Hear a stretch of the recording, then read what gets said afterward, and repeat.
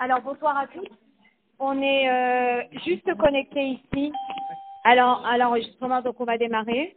Alors, pour les personnes qui sont nouvelles au séminaire, j'explique un petit peu de quoi il s'agit. Alors, ce cours enfin, c'est un suivi, on va dire, depuis combien d'années? Depuis, je pense qu'on est dans la 3e année de ce cycle qu'on appelle le projet d'écouter Sikhot. C'est un projet que certaines personnes ont décidé de mettre en place pour étudier toutes les Sikhot du Rabbi pendant 8 ans.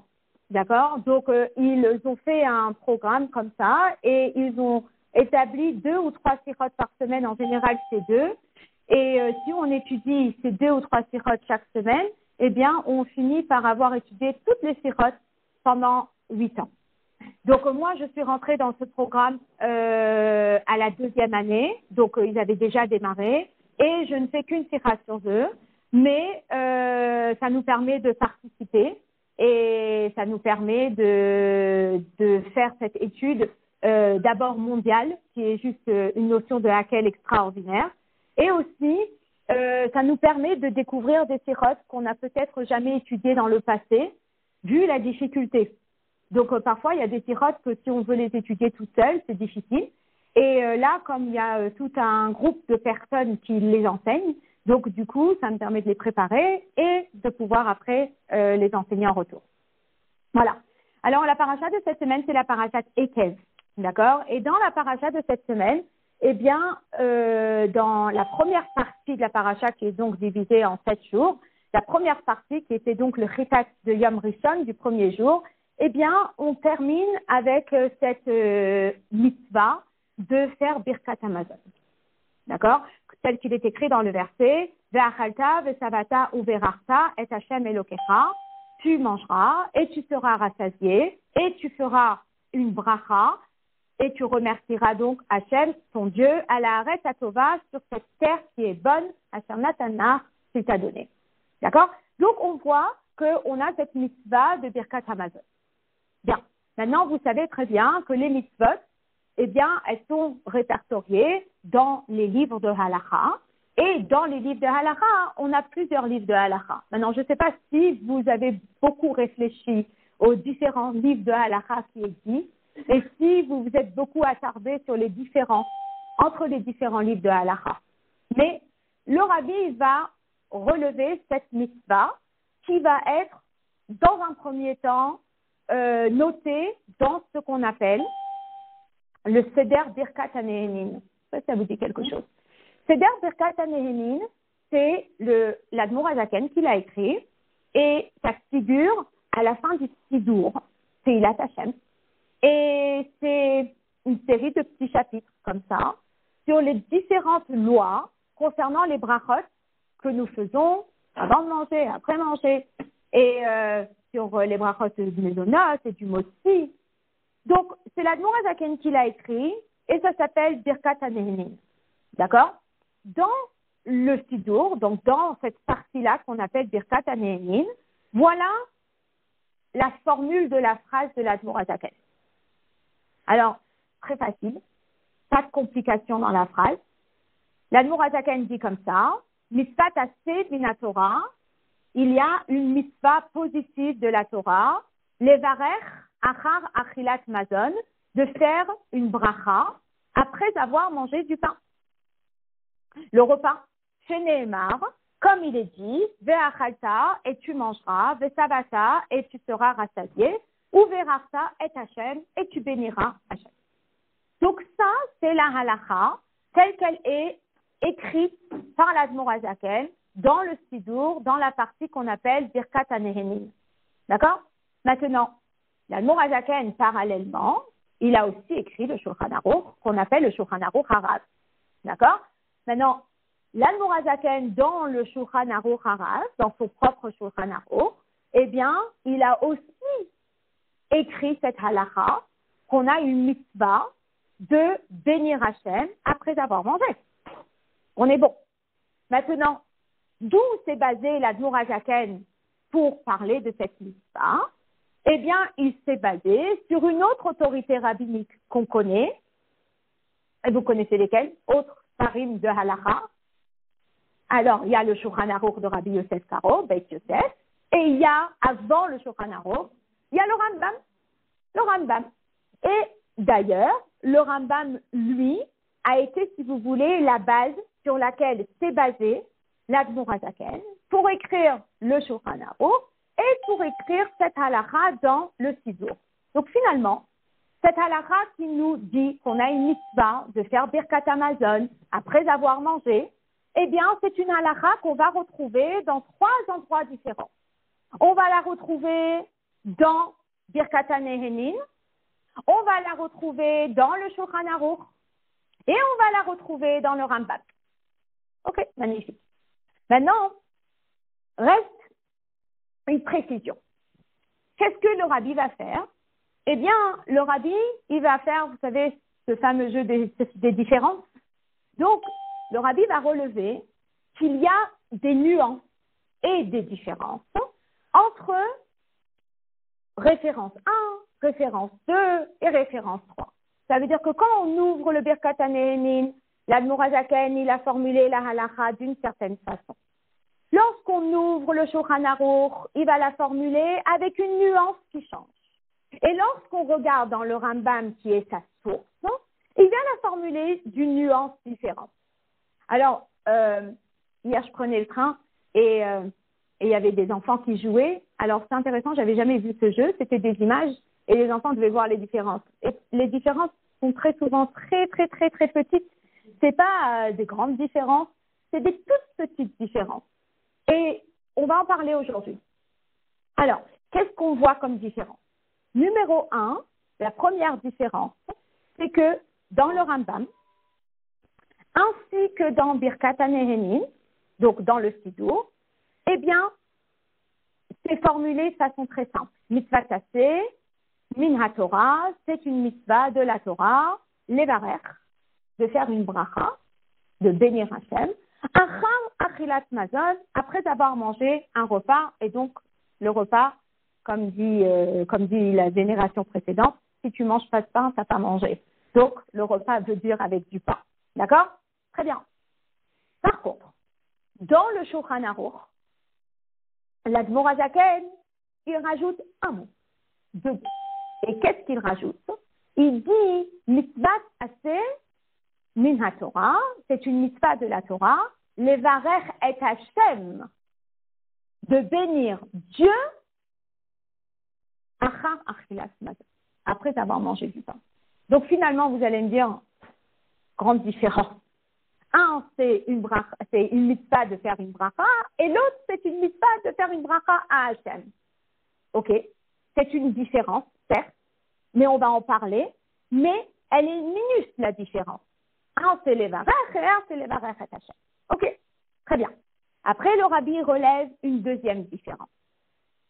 Et la deuxième différence, elle est quasi aussi minime que la première.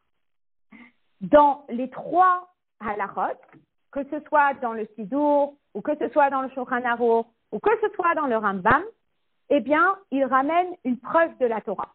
D'où je sais que c'est une mitzvah de faire Birkat Hamazon, parce que chez Nehemar, parce qu'il est dit, Ve'achata, et tu mangeras, Ve'savata, et tu seras rassasié, ou Ve'rachta et Hashem, et tu béniras Hashem. Donc, dans le Sidour, il s'arrête comme ça, la référence. Dans le Rambam, il reprend encore le mot d'après qui est Elokecha, Ve'achata, Ve'savata, Ve'rachta et Hashem, Elokecha. Et dans le Shulchan Aruch, eh bien, il dit Vechoulé. Vechoulé, ça veut dire va dans le Chumash et va regarder la suite de la phrase. Donc, finalement, lorsqu'il ramène la source de la Torah, dans le Sidour, il se réduit à Ve'achata, Ve'savata, Ve'rachta et Hashem. Dans le Rambam, il rajoute Elokecha. Et dans le Shulchan Aruch, il met Vechoulé. Bon, ce sont des mini-nuances. Toute une étude là-dessus, aujourd'hui. Mais finalement, ce qui est extraordinaire, c'est que cette étude, elle va nous permettre de faire une analyse sur c'est quoi les halachot dans le Sidour, depuis quand on met des halachot dans un Sidour. Quand je vous dis des halachot dans un Sidour, en général, je trouve pas de halachot dans un sidour. Si vous prenez un sidour, c'est pour prier. Et quand on prie, eh ben, on n'étudie pas spécialement une halakha. Et on voit que dans le sidour de la Admor HaZaken, à plusieurs reprises, il y a des halachot. Et donc, on va essayer de comprendre c'est quoi ça. Après, on va essayer de comprendre pourquoi l'Admor HaZaken il a écrit le Shulchan Aruch, alors qu'il y avait déjà le Rambam qui avait été écrit, pourquoi il a besoin d'écrire le Shulchan Aruch. Et donc, aujourd'hui, on va étudier la différence entre ces trois endroits où on peut trouver la halakha et pourquoi est-ce qu'il va y avoir une nuance entre là et là. Voilà, donc on est dans une sikha qui est ce qu'on appelle une sikha d'étude. Voilà, je vais essayer de le rendre au plus simple possible, de façon à ce que même si on vient à peine d'arriver, on puisse profiter de cet enseignement, mais ça reste très très riche en Torah. Alors, pour comprendre un petit peu, le rabbi, il va s'approfondir sur cette petite nuance. La première chose, d'accord, dont on avait parlé, la première différence, c'est qu'il était écrit dans le verset, dans la halakha, il est écrit, c'est une mitzvah, levarer. Le Rambam, il dit c'est une mitzvah, levarer. C'est une mitzvah de bénir, c'est tout. Il ne dit pas et Hachem. Dans le Sidour, il dit c'est une mitzvah de faire Birkat Hamazon, il ne parle pas et Hachem. Et par contre, où est-ce qu'il dit et Hachem? Il le dit dans le Shulchan Aruch. Ok? Donc moi, dans ma tête, je suis en train d'étudier, je me dis, ok, il y a d'un côté, je vois le Sidour, le Rambam, ils ne mentionnent pas Hachem, ils disent juste, il faut faire la bracha. Et d'un autre côté, j'ai le Shulchan Aruch qui précise à qui tu vas prier à Dieu. Donc dans ma tête, j'ai d'un côté le Sidour et le Rambam, et de l'autre côté, j'ai le Shulchan Aruch. Mais le Rabbi m'explique. En réalité, c'est pas comme ça. C'est le Rambam et le Shulchan Aruch, ils sont ensemble, et le Sidour, il est à part. Vous allez me dire sur quoi il se base pour dire ça. Alors, c'est pas seulement pour la halakha, c'est pour la formule de la phrase. Alors, le Rabbi, il explique quelque chose de très intéressant. Il dit, c'est vrai, que lorsque le Rambam, il parle de cette halakha, de faire Birkat Hamazon, peut-être qu'il ne mentionne pas et Hachem, comme le fait le Shulchan Aruch. Mais le Rambam, il a toute une introduction. Ça veut dire que quand on ouvre le Yad HaChazaka, on ouvre le Rambam, et on va directement au halachot qui parle des brachot, eh bien, le Rambam, il a fait une introduction. Et qu'est-ce qu'il dit dans son introduction? Il dit comme ça. Il dit mitzvat aseh achat. Dans la Torah, il y a une seule mitzvah de faire une bracha. Une seule. Les autres brachot, c'est quoi? C'est midarabanan. La seule mitzvah de faire une bracha dans la Torah, c'est laquelle? C'est Birkat Hamazon. Et il dit comme ça. Mitzvat aseh achat, il y a une seule mitzvah, vehi, et c'est laquelle? Levarer et Hashem hagadol vehakadosh achar achia. De bénir Hashem, qui est grand et qui est kadosh, après savoir manger. Alors là, il a parlé de Dieu ou il n'a pas parlé de Dieu? Il a parlé de Dieu de façon grandiose. Il a dit, il y a une mitzvah qui est de bénir Hashem, hagadol vehakadosh, qui est grand et qui est kadosh, après avoir mangé. Et après, tout de suite, il va enchaîner avec toutes les halachot qui parlent des brachot. Et il démarre avec le Birkat Hamazon. Alors, comme il démarre tout de suite après cette belle introduction, on va remercier Dieu d'avoir mangé. Alors, il ne sent pas le besoin de dire mitzvah, levarer et Hachem, parce qu'il vient de parler de Hachem de façon grandiose dans l'introduction. Donc, comme il vient de parler de Hachem de façon grandiose dans l'introduction, alors, lorsqu'il reprend les halachot une à une, eh bien, Birkat Hamazon, il dit juste, c'est une mitzvah levarer, c'est une mitzvah de bénir. Par contre, le Shulchan Aruch, lui, il tient à rajouter le mot et Hachem. Mitzvah levarer et Hachem, c'est une mitzvah de bénir Hachem. Ok. Alors, le rabbi pose une question et il dit, mais les deux, ils ramènent une preuve. Et c'est quoi la preuve? La preuve, c'est le verset de notre paracha, Ve'achata, Ve'savata, ou Ve'rachta, et Hashem Elokecha, ala haaretz, Asher Atova, Asher Natanach. Ça veut dire que dans le verset, on parle explicitement de Dieu. Donc, si dans le verset, on parle explicitement de Dieu, est-ce que c'était important de mentionner Dieu dans l'introduction pour le Rambam? Et est-ce que c'était important de mentionner Dieu dans le Shulchan Aruch? Puisque la preuve elle-même, eh bien, elle parle de bénir Akadosh Baruch Hu. Et donc, le rabbi qui déduit que si le Rambam, il insiste de parler d'Hachem, ça veut dire que tu fais une bracha à Dieu, comme si on aurait fait la bracha à quelqu'un d'autre. Et il insiste de faire une bracha à Hachem dans le Shulchan Aruch. Alors, le rabbi, maintenant, il est en train de renverser la question. Il est en train de dire, mais ça a l'air d'être super important.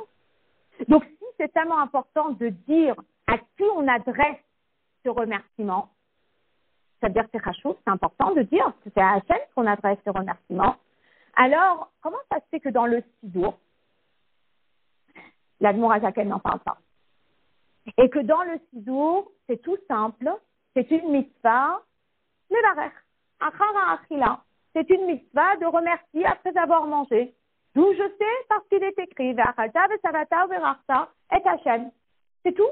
Alors la question est, si ça avait l'air d'être tellement important, vers qui je dirige les remerciements après le repas?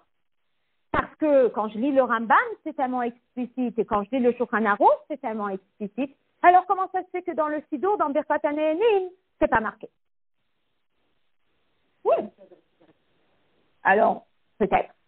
Et après, plus que ça encore, on va essayer, à travers notre étude aujourd'hui, de comprendre pourquoi est-ce qu'on a des halachot dans le Sidour. D'accord? Et peut-être que si on comprend pourquoi on a des halachot dans le Sidour, on va peut-être comprendre pourquoi est-ce qu'il a opté pour ce style et pas pour le même style que le Shulchan Aruch. Donc finalement, si vous avez déconnecté, eh bien, je vous fais un petit récapitulatif. Le petit récapitulatif, c'est qu'on a une mitzvah dans la Torah, qui est dans la paracha de cette semaine, qui est la seule mitzvah qu'on a pour les brachot. C'est quoi? C'est Birkat Hamazon, c'est de faire une bracha après manger. D'accord? D'ailleurs, on doit savoir que si j'ai un doute, si j'ai fait une bracha ou si j'ai pas fait une bracha, c'est quoi la halacha? Safek brachot, la hakel. Que si j'ai un safek, si j'ai fait une bracha avant de manger ou si j'ai pas fait la bracha, par exemple, j'ai un fruit, je ne me rappelle plus si j'ai fait une bracha ou pas parce que j'étais occupée à faire trois choses en même temps quand j'ai croqué dedans. Eh bien, et personne n'a regardé si j'ai fait la bracha et je l'ai pas faite à voix haute, donc personne n'a répondu avec. Eh bien, qu'est-ce que je fais? Je la refais, je la refais pas. Parce que c'est les chachamim, alors ça fait brachot les hakel. Par contre, ce qui nous arrive souvent, c'est que quand on est à table le Shabbat et qu'on est occupé à faire une chose et une autre quand la maison a déjà fait Birkat Hamazon, et nous on est là, on a le Birkat devant nous et on dit aux enfants, j'ai fait Birkat ou j'ai pas fait Birkat? J'ai fait ou j'ai pas fait? Et finalement, qu'est-ce qui se passe? C'est quoi la halacha? C'est on refait. Et pourquoi on refait? Parce que c'est Mina Torah. Donc finalement, la seule mitzvah qui concerne les brachot qui vient Min HaTorah, c'est Birkat Hamazon. Qu'est-ce que je retiens encore? Je retiens que on le retrouve dans 3 livres de halachot différents. On retrouve cette halacha soit dans le Sidour, dans Birkat HaNehenim, soit dans le Shulchan Aruch Harav de l'Admour Hazaken, dans Ilchot Brachot, soit dans le Rambam. Et d'ailleurs, l'Admour Hazaken s'est basé sur le Rambam. Qu'est-ce que je retiens encore? Je retiens encore qu'il y a des petites nuances. Un mot est Hachem qui est là et un mot est Hachem qui n'est pas là. Et je retiens que là, le verset qui est ramené de la Torah, dans un endroit, il est ramené partiellement, dans l'autre endroit, un peu plus complet, dans l'autre endroit, entièrement, en mettant un verre roulé. Finalement, on a besoin de comprendre tout ça. Alors, c'est peut-être pas le style de Sirot qu'on aurait étudié un mardi de vacances, où j'aurais peut-être opté pour quelque chose de plus simple. Mais j'ai essayé de retirer le message que ça peut nous apporter à nous. Et surtout, ce qui est très beau, c'est que là, on est réellement dans ce qu'on appelle comprendre la sagesse de Dieu. On n'est pas là spécialement pour en tirer, alors on va en tirer des enseignements, mais on est là réellement pour essayer de comprendre ce qui se passe dans la Torah. Pourquoi là c'est formulé comme ça et c'est pas formulé comme ça. Et c'est parce que c'est la Torah qu'on est intrigué. Lorsqu'une personne elle écrit, parfois il y a un mot en plus, parfois il y a écrit un mot en moins. Mais quand c'est la Torah, chaque mot est médouillac, chaque mot est précis. Et si l'Admorazaken, il a écrit dans son Shulchan Aruch comme ça et dans le Sidour comme ça, pas parce qu'il a oublié ce qu'il avait écrit dans l'autre, mais c'est parce que c'est très important et il y a une raison derrière. Alors nous, aujourd'hui, on va clarifier deux choses. La première chose, c'est que on va essayer de comprendre c'est quoi la différence entre le Rambam. Alors maintenant, on est quand même très familiarisé avec le Rambam parce que le Rabbi, il a quand même fait cette takana d'étudier le Rambam depuis plus de 30 ans. Et donc, le Rambam, c'est une étude importante, d'accord? Donc, on connaît le Rambam, on connaît le Shulchan Aruch, et Birkat HaNe'enim, on les connaît un peu moins. Je me rappelle que c'était dans le programme de Koulou Kodesh quand j'étais en début. Et finalement, on essaye de comprendre c'est quoi la différence. C'est gentil, merci beaucoup. Alors, c'est quoi la différence? Numéro 1, il faut savoir que dans le temps, dans l'histoire, le Rambam, le Shulchan Aruch, le Shulchan Aruch de Rabbi Yosef Karo, ont été écrits dans une période qui s'appelle la période des Rishonim. D'accord? La période des Rishonim, à peu près au XIIe siècle, XIIIe siècle, eh bien, c'est la période qui est venue après la Mishnah, après la Gemara, après les Saboraïm, après les Géonim, après les grands décisionnaires. D'accord? Maintenant, qu'est-ce qui s'est passé? Ben, ce qui s'est passé, c'est que si vous écoutez un cours de Gemara, vous comprenez qu'il y a plusieurs Amoraïm, donc plusieurs sages de cette génération, qui essayent de comprendre la Mishnah. Donc, ils sont en train de débattre sur une Mishnah. Est-ce qu'ils voulaient dire ça ou est-ce qu'ils voulaient dire ça? Est-ce qu'on fait comme ci ou est-ce qu'on fait comme ça? Et finalement, les personnes elles étaient perdues parce qu'elles disaient, bon, concrètement, on fait quoi? Et c'est comme ça qu'on a eu toute l'époque après la Gemara, qui était l'époque des Géonim, Rav Sadia Gaon, Rav Hai Gaon, et les Saboraïm, qui étaient des sages qui avaient écrit ce qu'on appelle des Sheelot et Tshuvot. Et c'est quoi? C'est que les gens, ils savaient plus c'était quoi la halakha. Concrètement, je fais quoi? Je vois qu'il y a des sages qui sont en train de débattre sur ce point ou sur ce point. Et du coup, nous, on fait quoi? Et c'est comme ça que les halakhot ont commencé à figurer. Alors, lorsqu'arrive le Rambam, eh bien, il a senti que c'était extrêmement important d'écrire un livre de halakha où vont être réunies toutes les halakhot par thème. Et d'ailleurs, le Rabbi décrit le Rambam et le Shulchan Aruch en tant que kibbutz shel piskei halachot. Kibbutz shel piskei halachot, ça veut dire que c'est un recueil de toutes les halachot. Voilà, qui ont été tranchées, bien sûr. Et donc, la question va être, quelle est la différence entre le Rambam et le Shulchan Aruch? En général, Rabbi Yosef Karo, il a écrit le Shulchan Aruch. Quelle est la différence entre le Rambam et le Shulchan Aruch? Et la réponse la plus simple qu'on puisse donner, c'est, je lis ce que le Rabbi dit là-dessus, que le Rambam, c'est Mekabet, le Torah chez Béalté, Kula. Ça veut dire qu'il a réuni tous les piskei halachot, donc toutes les halachot tranchées de toute la Torah. Donc finalement, on a la Torah écrite, qui est le Tanakh, et on a la Torah orale qui a été écrite entièrement par le Rambam. D'accord? Comme il dit, si tu étudies le Mishneh Torah et la Torah chez Bertav, on a tout étudié. Ok. Donc, le Rambam, il couvre, on va dire, tous les terrains, que ce soit d'actualité ou que ce ne soit pas d'actualité à l'époque du Beth Amikdash ou une fois que le Beth Amikdash a été détruit. Par contre, lorsque le Shulchan Aruch a été écrit, là, le Shulchan Aruch a ciblé. Et le Shulchan Aruch a ciblé uniquement les halachot, hanogaot, bisman hazé, qui sont d'actualité. Ça veut dire que dans le Shulchan Aruch, je ne vais pas avoir des halachot qui parlent du Zman Abaïd quand on est au Beth Amikdash, etc., etc. D'accord? Donc finalement, si on veut faire la nuance entre le Rambam et le Shulchan Aruch, c'est que le Rambam, ça reprend toutes les halachot qui ont été tranchées, mais de toute la Torah chez Béalté, alors que le Shulchan Aruch, c'est les halachot qui sont, comme on dit, Chaye Yom Yom, dans notre quotidien d'actualité. Ok, ça c'est bon, on a compris. Donc ils ont un réel point commun. Ok? Maintenant, qu'est-ce que c'est cette histoire de halachot dans Birkot HaNehenin que je retrouve dans le Sidour? Bon, si vous ouvrez un Sidour, ok, et vous regardez Modéani Lefanecha, vous le voyez, vous le visualisez, si vous avez une mémoire ophtalmique, elle est où, Modéani? C'est la première page, mais il y a quelque chose en haut. Bon, vous avez déjà regardé ce qui est écrit là? Peut-être pas. Mais par contre, les endroits où je regarde, oui, c'est par exemple si je fais la Hamida et que ça fait longtemps que je n'étais pas élève en classe et donc je n'ai pas révisé les lois de Mashiva Ruach ou Morida Geshem et Morida Tal et que je suis là et qu'il y a une élève qui me dit « Madame, j'ai dit Mashiva Ruach au lieu de dire Morida Tal » et moi j'ai oublié la halacha. Je me dis « Ok, concrètement, je fais quoi ?»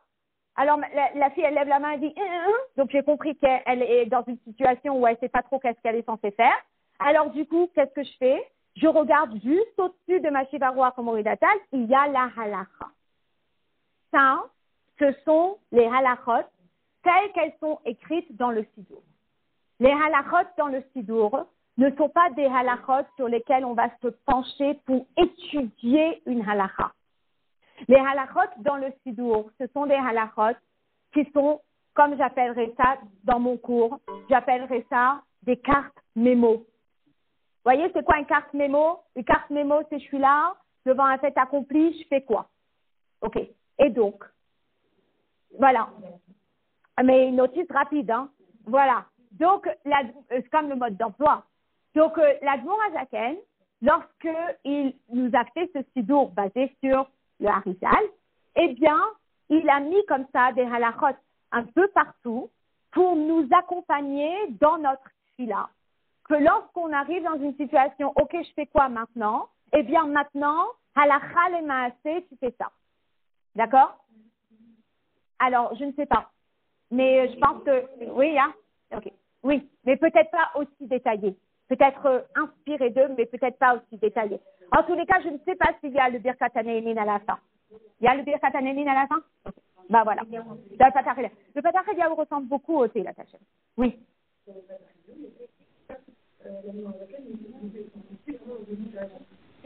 Exact. Donc, inspiré d'eux. Exact. Exact. Oui, voilà. Donc, il doit y avoir des petites nuances entre les deux figurines.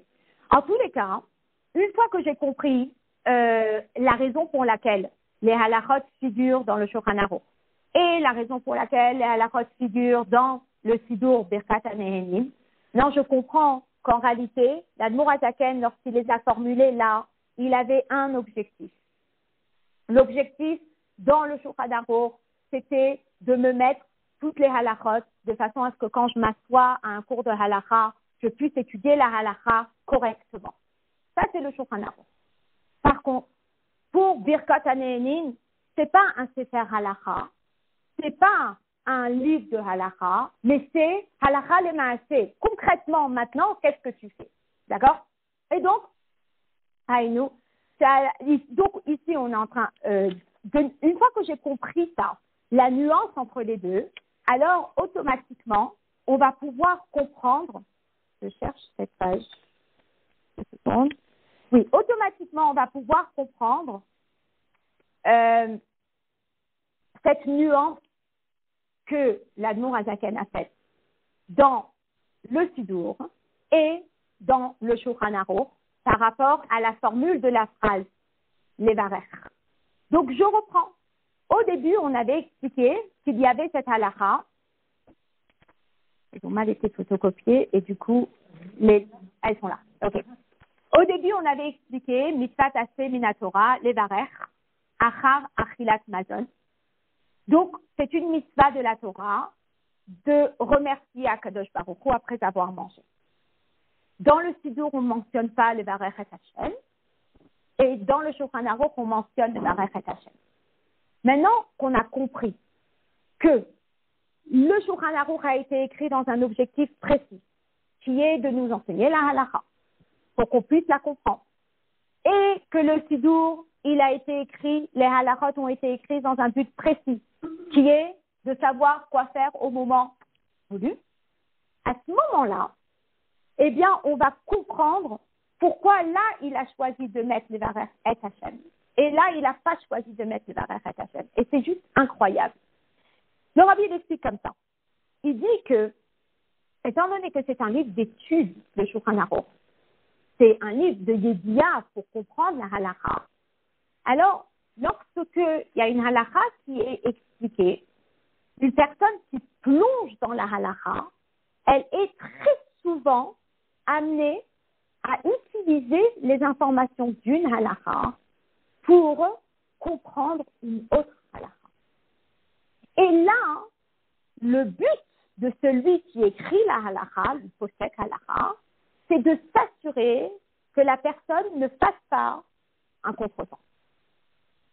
Parce que si la personne, elle étudie, et il y a un détail qu'elle comprend mal, à ce moment-là, elle risque de comprendre une autre halakha basée sur ce détail-là, alors qu'elle n'est pas censée l'avoir compris de cette façon-là. Alors, celui qui écrit la halakha, il a ça en tête. Il se dit, attends, je suis en train d'écrire un livre d'études de halakha. Donc, puisque je suis en train d'écrire un livre d'études de halakha, il est probable que la personne, elle va s'inspirer de cette halakha, pour comprendre une autre halakha. Donc, il faut que je sois hyper clair. Vous voyez? Et donc, ici est le cas. Et le Rabbi va donner cet exemple, qui est notre exemple ici, notre cas à nous. Bien. Vous savez que dans la Torah, chez Birtav, chaque mot que Dieu il a écrit dans la Torah est précis. Et le mot « est » dans la Torah, il est venu, allez-y, les rabbos, il est venu inclure quelqu'un d'autre. Alors moi, celui qui me vient en tête, c'est pas celui que le Rabbi ramène, mais celui qui me vient en tête, c'est « Kaved et avicha ve'et imecha ». Le fait qu'il est écrit « et avicha ve'et imecha », ça inclut le frère aîné. Les rabbos, ça vient inclure le frère aîné. Voilà. Et là, ici, bravo, le Rabbi ramène celui-là. Le Rabbi ramène « Et Hashem Elokecha tira ». Tu craindras Hashem ton Dieu. Et qu'est-ce que ça vient les rabbos être? Oui, les rabbos Tamidei Chachamim, ça vient inclure les Tamidei Chachamim. Alors là, tout de suite, l'Admor HaZaken, il se met dans la peau de la personne qui est en train d'étudier la halakha.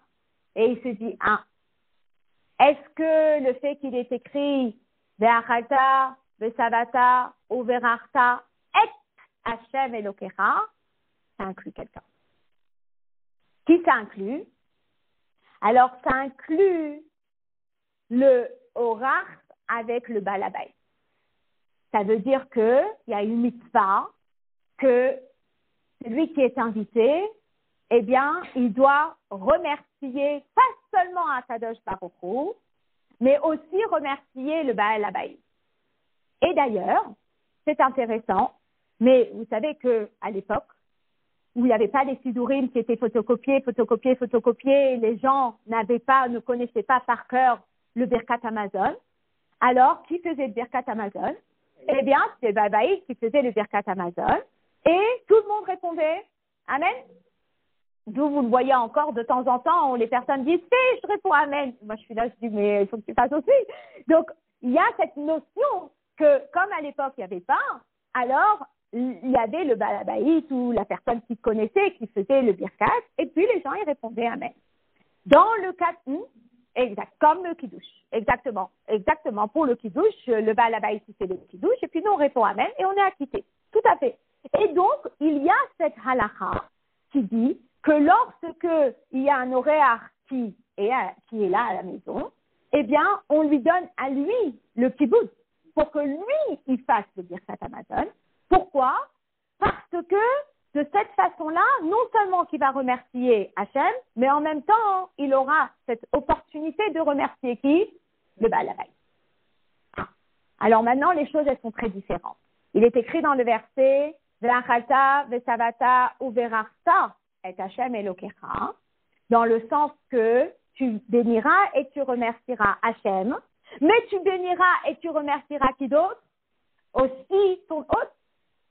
Alors, l'Admour Hazaken, il se dit, tiens, là, il y a une porte qui s'ouvre pour une erreur, où la personne, elle risque de penser que c'est mitzvah min ha-Torah pour le horaire de bénir le Baal Habayit, que c'est une mitzvah de la Torah pour l'inviter de bénir le maître de maison.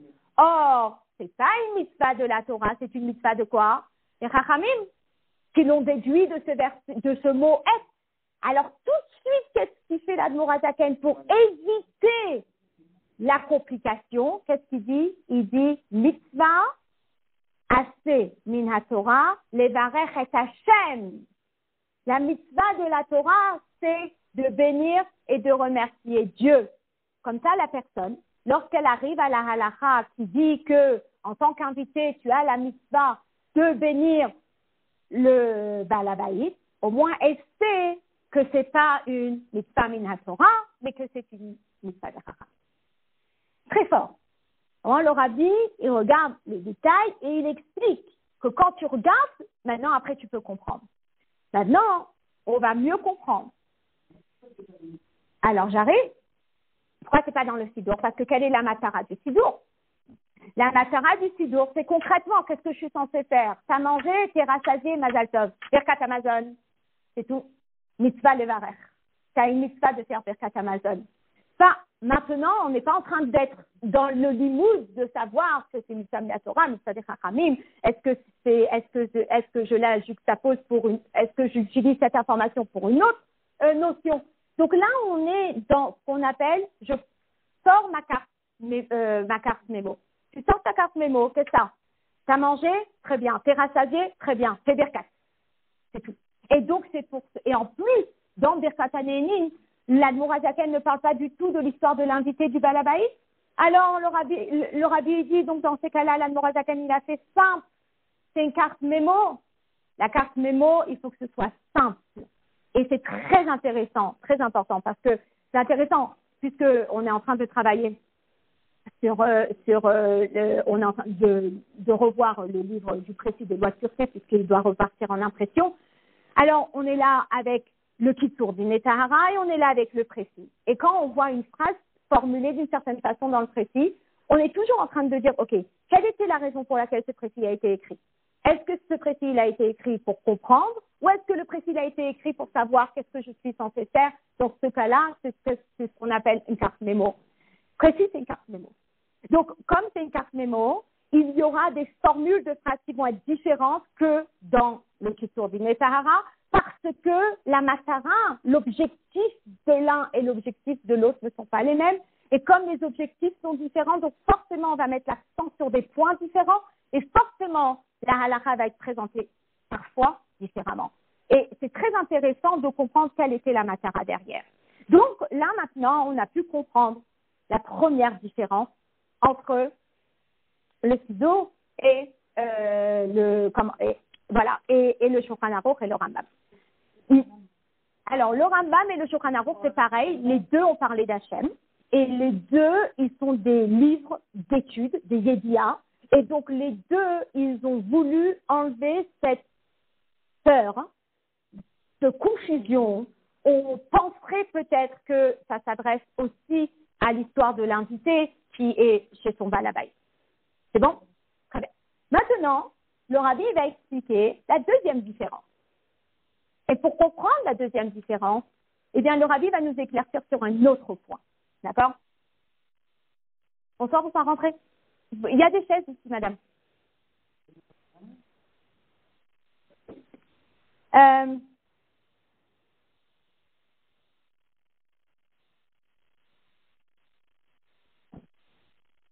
Alors, je suis un tout petit peu embêtée. Je n'ai pas vraiment l'habitude d'avoir des jeunes filles à ce type de cours. je ne sais pas si je voulais ramener un exemple, mais qui était peut-être post-mariage. Donc peut-être à un certain moment, je leur demanderai si elles voudraient bien sortir, juste parce que je pense que ça peut être intéressant pour les femmes et je veux mettre personne mal à l'aise. Ok, voilà. Alors.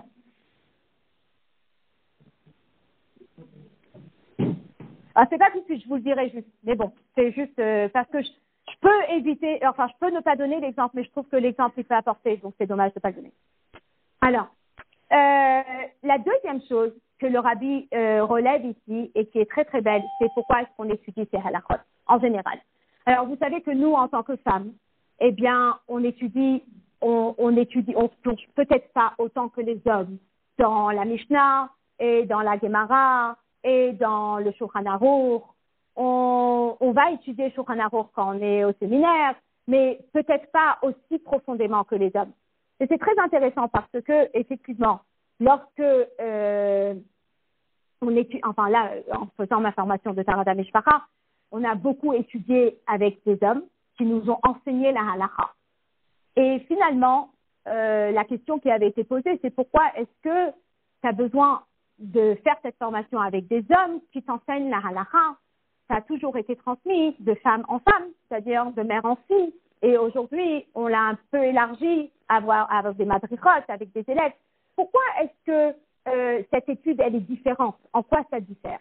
Et là, le rabbi il explique quelque chose de très beau que je voulais partager avec vous dans la deuxième partie de la sikha, où le rabbi il explique la différence entre le Shulchan Aruch de l'Admour Hazaken et le Rambam, par exemple, et même le Shulchan Aruch de Rabbi Yosef Karo.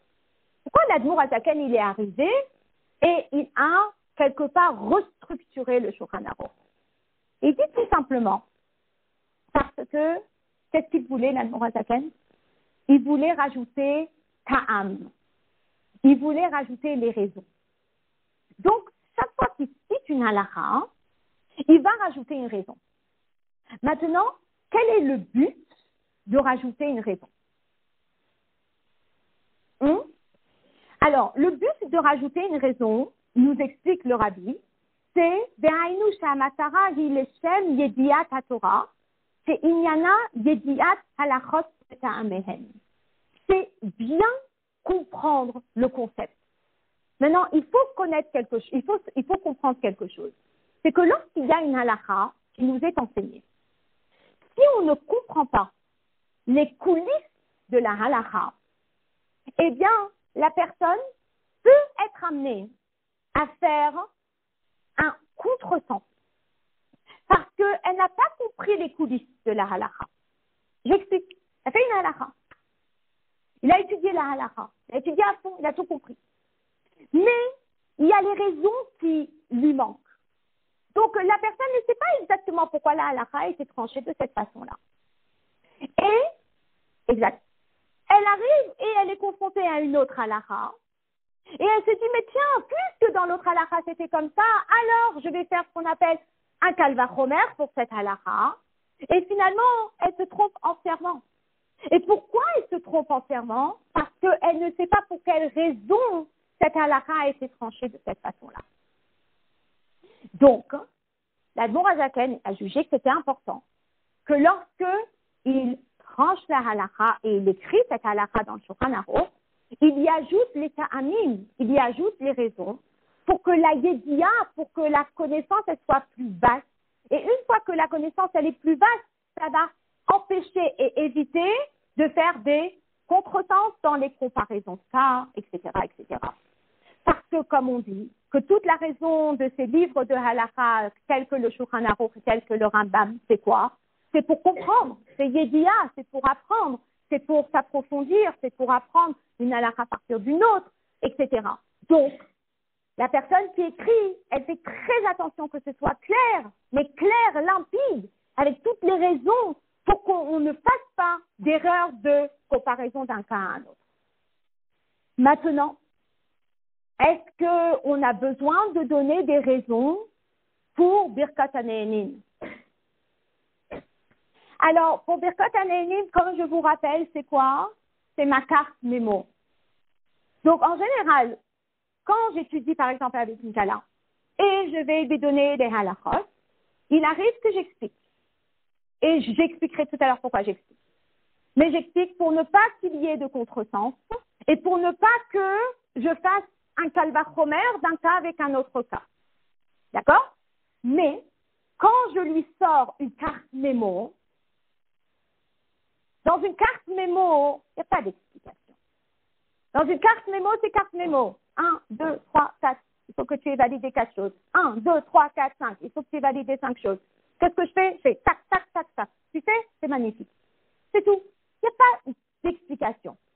Mais il arrive que parfois, on ait besoin de donner une petite explication. Et pourquoi parfois c'est nécessaire de donner une petite explication? Parce qu'une fois que je comprends, eh bien, à ce moment-là, le rabbi il dit que dès chez Yeda Halomed Beofen Barour Yoter et Hanaga le Maaseh de Poel. Ah, maintenant que tu m'as expliqué, je comprends mieux. Et maintenant que je comprends mieux, je vais pouvoir le faire mieux. Et je vous donnerai des exemples dans 2 minutes. Et le rabbi il explique, et il continue, Vechen, le Tosefet Arevut Vedavar. Et une fois qu'on comprend mieux, eh bien pour nous c'est plus agréable d'accomplir cette halakha.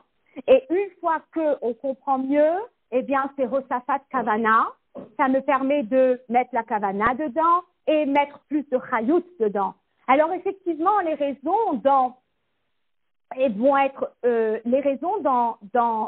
ces cartes mémo, elles vont être beaucoup plus brèves. C'est pas parce que c'est pas du tout l'objectif, mais dans ma tête, je me dis ok, la personne elle va mettre en application cette halakha, je veux que ce soit clair et limpide.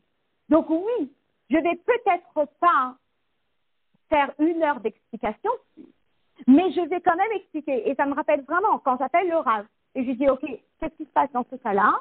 Il me donne la halakha et il me dit mais si vous avez 5 minutes, je veux vous expliquer pourquoi.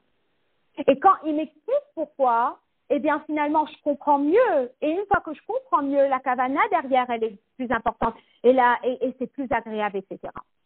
Pourquoi le rabbi parle de ça ici? Parce que le rabbi il veut expliquer la deuxième précision. Et c'est extraordinaire cette notion de le deuxième détail. Alors, les bonnes mémoires, c'est quoi le deuxième détail? Le deuxième détail, c'était sur le verset que la Dmora Zaken ramène pour prouver l'importance qu'il faut faire Birkat Hamazon. Tel qu'il est écrit dans le verset de notre paracha, qu'est-ce qu'il est écrit? Il est écrit V'achata, V'savata ou V'rachta. Et Hachem, stop pour l'un, et Elokecha pour l'autre, et tout le verset pour l'autre. Alors maintenant, on va comprendre. On va tout comprendre. En réalité, ce qui se passe, c'est que ça dépend qui écrit et pourquoi il écrit. Alors, le Shulchan Aruch, il a été écrit pour qui? Il a été écrit pour celui qui étudie. Celui qui étudie, il faut faire attention que quoi? Qu'il ait une bonne compréhension totale de tout le concept pour ne pas faire de contresens et pour ne pas faire un copier-coller qui n'est pas bon, un calvachomer qui n'est pas bon. Donc, il faut être très, très clair. Donc, finalement, dans le Shulchan Aruch, d'accord, eh bien, qu'est-ce qu'il ramène? Il ramène le Bechoulé. Maintenant, pourquoi est-ce qu'il ramène le Gomer dans le Shulchan Aruch? Parce que l'Admor Hazaken, il vient nous expliquer, alors 2 secondes, il est où ici, le Gomer?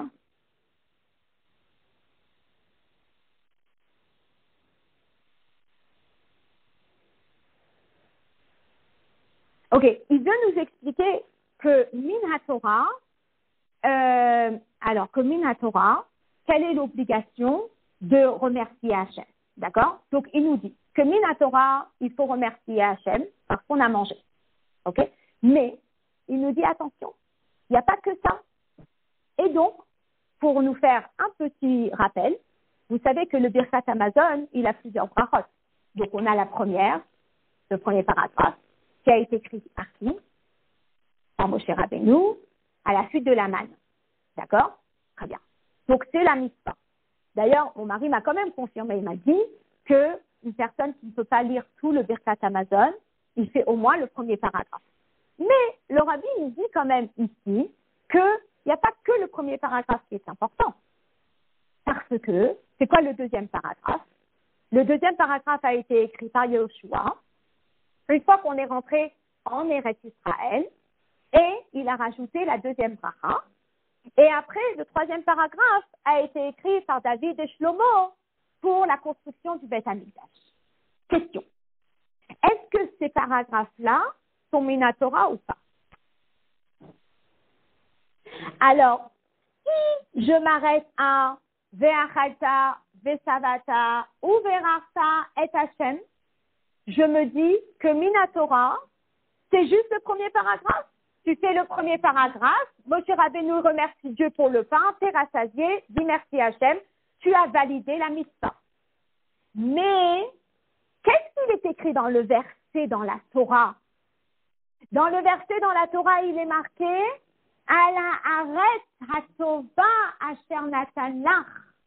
Ça veut dire que même les brachot qui parlent d'Eretz Israël, et même les brachot qui parlent du Beth Amikdash, enfin de Yerushalayim, même ces brachot-là, elles rentrent dans quoi? Dans le Chiyuv Min HaTorah. Et donc, c'est pour cela que l'Admour Hazaken qui écrit le Shulchan Aruch. Et le Shulchan Aruch, c'est un sefer limoud, c'est un sefer d'études. Alors, il a envie de donner l'image totale de la halacha. Pas suffisant juste de ramener le verset qui coupe en deux et qui nous ferait penser que la première partie fait partie de la mitzvah. C'est important de ramener tout le verset parce que dans le verset, on parle aussi de la bracha de la terre d'Israël. Et donc, c'est pour cela que le Shulchan Aruch dit quoi? Il dit de rouler. Par contre, Birkat HaNe'enin, qui n'a pas du tout le même objectif, et que Birkat HaNe'enin, eh bien, ici, on n'est pas en train d'expliquer le pourquoi du comment. On est juste en train de dire à la personne, t'as faim, t'as mangé, remercie à Kadosh Baruch Hu. Alors, dans Birkat HaNe'enin, on se suffit de ramener juste le verset, Ve'achata, Ve'savata, ou Ve'rarta. T'as mangé, t'es rassasié, béni. Qui béni? Béni Hachem. Alors, après, reste la question, pourquoi est-ce qu'il ne rajoute pas comme le Rambam juste le mot Elokecha, Hachem Elokecha? Pourquoi pas juste Hachem Elokecha? Et là, le Rabbi rentre dans une explication incroyable. Le Rabbi, il dit, parce que même quand je sors ma carte mémo, il faut que je sois très claire. Et il faut que je fasse attention de ne pas faire de contresens. D'ailleurs, quand je poste une carte mémo, et là, j'ai posté une carte mémo il n'y a pas longtemps, et il y a une personne qui m'a envoyé un message en me disant c'est pas ça. Alors, j'avais deux solutions. Soit ma solution, c'est de lui prouver pendant un quart d'heure que c'était ça, ou soit de comprendre dans ma tête que juste c'était pas clair. Donc, quel est mon objectif lorsque j'écris ma carte mémo? Est-ce que mon objectif, c'est de me battre que j'ai raison, ou est-ce que mon objectif, c'est de m'assurer que ce soit clair? Et donc, à nouveau, ici, certes, Birkat HaNe'enin, c'est une carte mémo. Halacha le Maaseh, qu'est-ce que je suis censée faire? Mais l'Admour Hazaken a quand même fait très attention de s'assurer que ce soit clair et limpide. Précis, clair, limpide, que la personne, quand elle le lit, elle comprenne. Et donc, il dit comme ça. Si je dis, Ve'achalta, Ve'savata, Ve'rarta, et Hachem Elokecha, le message, il est passé. T'as eu faim, t'as mangé, t'es rassasié, remercie Dieu. Mais le Elokecha va peut-être porter à confusion. On dit, ah bon, pourquoi? C'est bien, ta mère que tu aimes, je ne sais pas, pourquoi pas? Pourquoi tu ne peux pas rajouter un petit mot, Hachem Elokecha? Pourquoi tu dois t'arrêter avant Elokecha? Et là, le Rabbi, il explique quelque chose d'autre. Il dit que lorsque l'Admour Hazaken, il nous donne une raison à la chose, quand il nous donne une petite explication, il nous donne une raison, numéro 1, il nous permet de voir les choses claires. Quand il nous donne une raison, c'est plus clair. Une fois que c'est plus clair, je comprends mieux. Une fois que je comprends mieux, je l'applique mieux. Je l'applique avec plus de kavana, je l'applique avec plus de chayut. Mais après, ça me permet aussi d'avoir ce qu'on appelle la bonne perspective. OK? Question. Pourquoi je dois faire une bracha? Pourquoi je dois faire une bracha? Ça, je suis enseignante et je dis aux élèves de faire une bracha avant de manger. Pourquoi je fais une bracha? Et là, il peut y avoir une confusion. Est-ce que la personne, elle a vraiment compris pourquoi elle fait une bracha? Alors oui, un peu plus tard dans la halakha, eh bien, l'Admor HaZaken dit, V'chol ha'nehene me'olam hazeh, min ha'olam hazeh belo bracha, ke'ilu nehene mekodesh shamayim.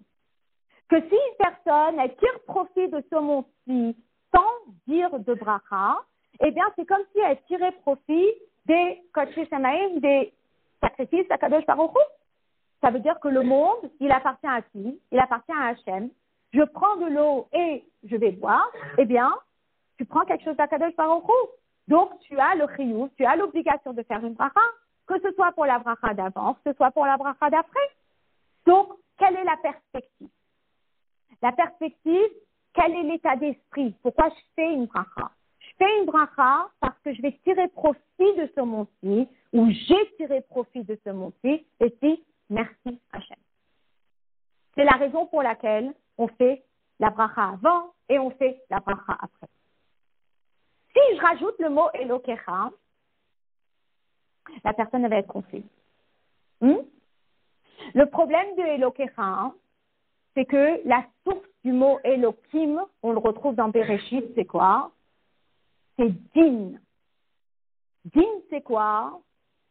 Din, c'est la rigueur. Et là, ça me fait plonger dans une autre sorte de brachot qui ont tout à fait un autre état d'esprit. Et c'est lequel? Eh bien, c'est toutes les brachot qu'on fait. Quand? Alors, je vais vous le lire.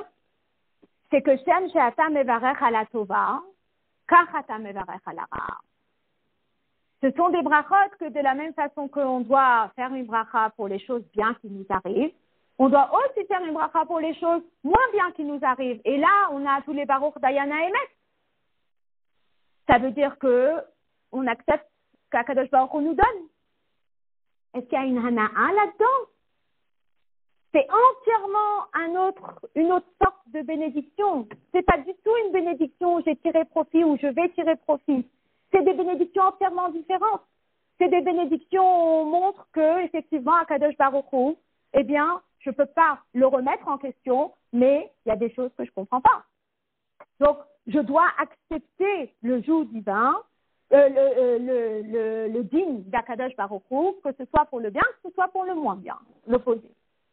Donc, pour ne pas que la personne, elle mélange les deux sortes de brachot, l'Admor HaZaken a préféré s'abstenir de rajouter le mot Elokecha et juste arriver et dire Ve'achata, Ve'savata, ou Ve'rachta, et Hachem. Voilà. Bon, juste une petite parenthèse. Si les filles, ça ne dérange pas, justement. Enfin, moi, ça ne me dérange pas d'enseigner devant elle, mais après, je ne sais pas quelle question vous allez avoir à la maison.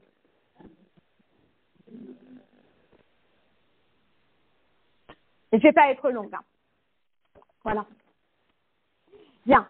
Alors, un des points que je relève parfois et que je trouve très intéressant et que j'aimerais partager, un exemple par exemple, c'est que c'est vrai que quand on étudie la halachot, enfin moi personnellement quand j'ai étudié la halachot, et que lorsque j'ai étudié par exemple les trois dates dans le calendrier, d'accord, on a Benoni, Ves et Tachodesh et puis Aflaga, finalement on m'a juste dit que tu respectes ces trois dates, point la ligne, 1, 2, 3, et puis on m'a appris à les calculer, l'histoire elle est réglée. Est-ce que je comprends pas, je n'ai pas très bien compris, j'ai pas spécialement essayé de comprendre, d'accord? Et puis j'ai respecté les dates. Après, avec les années où j'ai commencé à étudier ces halachot qu'on m'a transmis, d'accord? Étudier, donc je me mets dans la phase de Shulchan Aruch, je me mets dans la phase que je prends ma carte mémo et je l'étudie. À ce moment-là, eh bien, je vois que quand est-ce que tu vas faire une bdika dans ces dates-là de séparation? Et je vois que, il y a une confusion. Et la confusion, c'est que on a Benoni, tu vas faire la bdika à la fin des 24 heures, juste avant la shkia. Pour lever cet Achodesh, tu vas faire la bdika à partir de l'heure où tu as eu plus le mois précédent, ton écoulement le mois précédent. Donc si par exemple c'était à 10 heures du matin, tu peux faire ta bdika depuis 10 heures du matin jusqu'à la shkia ou jusqu'à la fin de la ona, peu importe. D'accord? Et puis, pour la Haflaga, c'est pareil. C'est à partir de l'heure où tu as eu l'écoulement jusqu'à la fin de la Ona. Et un, c'est 24 heures, donc ça fait 2 Onas. Et l'autre, c'est juste une Ona. OK. J'enregistre. Maintenant, ce qui se passe, c'est que j'enregistre, mais je l'intègre pas. Pourquoi je ne l'ai pas intégré? Parce que je n'ai pas compris. Donc, à un certain moment, si je m'assois et je dis, OK, maintenant je vais t'expliquer, finalement, la personne, elle va mieux comprendre. Pourquoi est-ce qu'une Haflaga, si je ne suis pas passée devant, je la reporte au mois d'après? Et pourquoi une Ona Benoni, je ne la reporte pas? Ces notions-là, on peut les transmettre sans les expliquer. Mais si on les explique, ce qui va se passer, c'est qu'il va y avoir une certaine clarté qui va faire qu'on va pouvoir mieux appliquer la halakha. Donc finalement, ce qui se passe, c'est que effectivement, il y a plein de cas de figure où il peut y avoir cette régularité de cycle chez une personne. Les Chachamim, ils ont choisi 3 cas de figure. C'est pour en avoir une centaine de cas de figure. Ils ont choisi 3 cas de figure. Ils ont choisi la Ona Benoni, ils ont choisi le Veset HaChodesh, ils ont choisi la Haflaga. Mais ils auraient pu choisir tellement d'autres choses. Et c'est ce qu'ils ont choisi. D'accord? Maintenant, la Ona Benoni, elle n'est pas individuelle à chacun. La Ona Benoni, ça ne dépend pas du cycle individuel de chacun. La Ona Benoni, elle dépend des femmes en général. D'accord? Donc, les femmes en général, eh bien, elles ont leur cycle tous les mois. Donc, les Chachamim ont décidé que comme la personne, elle n'a pas un cycle fixe et qu'elle ne sait pas quand son prochain cycle va arriver, alors on va lui donner une date générale. D'ailleurs, la traduction, c'est Ona. Benoni, ça veut dire c'est la moyenne des femmes. La moyenne des femmes, c'est le 30e jour. Étant donné que ce n'est pas individuel, alors les Chachamim, ils ont mis une plage large. Et la plage large, c'est 24 heures. Et étant donné qu'on ne sait pas du tout quand ça peut venir dans ces 24 heures, alors ils ont dit, OK, tu fais ta bdika à la fin des 24 heures avant la shkia. Maintenant, j'ai compris. Par contre, le Veset HaChodesh, c'est personnel. Donc, comme c'est personnel, eh bien, la plage, elle est plus réduite. C'est qu'une Ona, c'est pas 2 Onas. Et comme c'est personnel, alors il y a plus de chances que ça se reproduise après l'heure où ça s'est produit la fois dernière, plutôt qu'avant l'heure. Donc, tu vas pas commencer à faire une bdika avant l'heure, tu vas faire la bdika après l'heure où ça s'était passé. Et donc, finalement, une fois que la personne, elle comprend comment les choses, elles fonctionnent, numéro 1, on a plus de clarté. Si on a plus de clarté, on a plus de compréhension. Si on a plus de compréhension, on va pouvoir mieux l'appliquer. Et l'appliquer à Revout et ne pas dire « Ah, moi, ça, c'est trop compliqué. Comme c'est trop compliqué, alors je ne peux pas le faire. » Pourquoi? Parce que tu l'as vu sur ta carte mémo, tu n'as pas compris. Mais si quelqu'un s'assoit avec toi et t'explique, comme a fait le Rav 10 fois avant que ça rentre dedans, eh bien, finalement, on va pouvoir le comprendre. Et une fois qu'on l'a compris, on va pouvoir l'intégrer, on va pouvoir l'appliquer de façon beaucoup plus facile, sans faire d'erreur. Voilà. Et ça, c'est expliqué dans cette sira extraordinaire. Comme quand on comprend quelque chose, eh bien, pas parce qu'on est curieuse, pas parce qu'on ne fait pas confiance à la personne, mais lorsqu'on comprend, ça nous ramène à Revout, ça nous ramène une certaine facilité dans l'accomplissement de la mitzvah pour qu'on puisse continuer à accomplir ces mitzvahs de Diyokim avec tous leurs petits détails. Voilà.